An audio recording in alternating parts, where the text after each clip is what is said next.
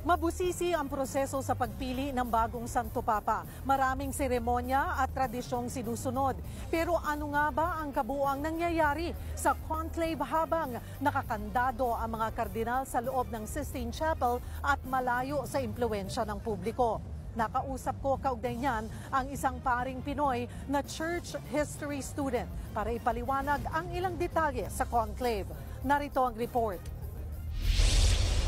Makasaysayan ng Sistine Chapel sa Vatican. Sa loob ng kapilyang ito, bubuo ng pinakamahalagang desisyon ang mga kardinal. Ang pagpili sa pinakamataas na lider ng simbahang katolika, ang magsisilbing ika-267 Santo Papa. Mula ang salitang conclave sa Latin na conclavis o ang kahulugan ay with a key o may susi.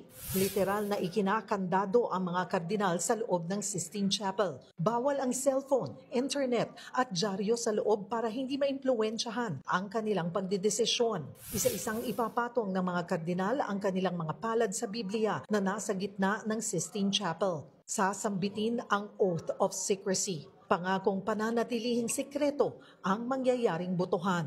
Sunod dyan, magdedeklara ng extra omnes na ang ibig sabihin everyone out. Dapat nang lumabas ang sino mang hindi kasali sa botohan. 133 cardinal electors lang ang matitira. Paglalabas ng lahat, mga cardinal electors na lang, ibibigay na yung mga balot sa kanila.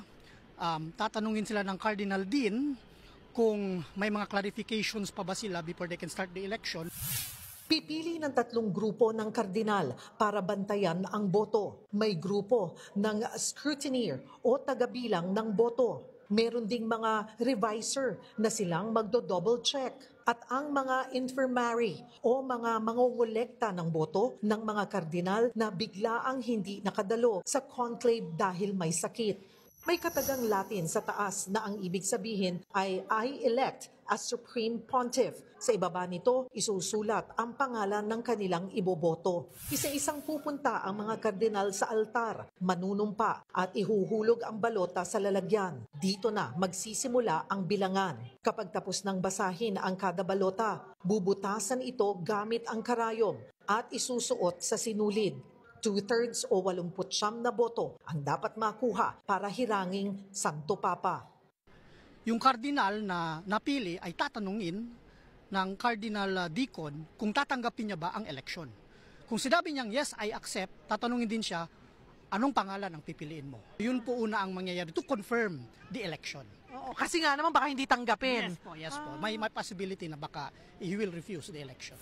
Mahalaga ang pagpili ng pangalang gagamitin ng susunod na Pope. Paano po namimili ng pangalan ang bagong pili po na Santo Papa? The Pope-elect would be inspired to choose a name based on the kind of perspective or the kind of spirit that he wishes to introduce to the church. Kapag natapos na ang bilangan at nakumpirma na kung sino ang bagong Santo Papa, susunugin na ang mga balota. Lalagyan ito ng kemikal para magkakulay. Itim na usok kapag wala pang napipili at puting usok kapag meron na.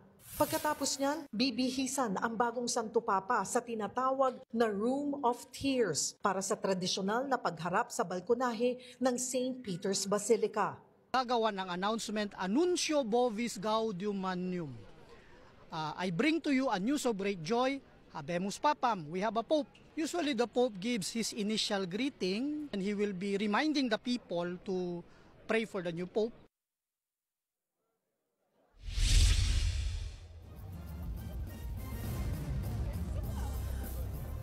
Pagtapos ng pagharap sa balkonahe ng St. Peter's Basilica, makikita na ulit ang bagong Santo Papa sa Papal Inauguration Mass. Doon ibibigay sa kanya ang mga simbolo ng kanyang pamumuno, bibihisan ng palyo bilang Bishop of Rome. Then pwede lang tumanggap ng bisita ang bagong Pope gaya ng iba't ibang dignitaries.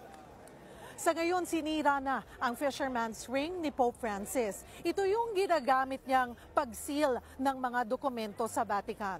Void na ito bilang paghahanda sa bagong liderato ng simbahang Katolika.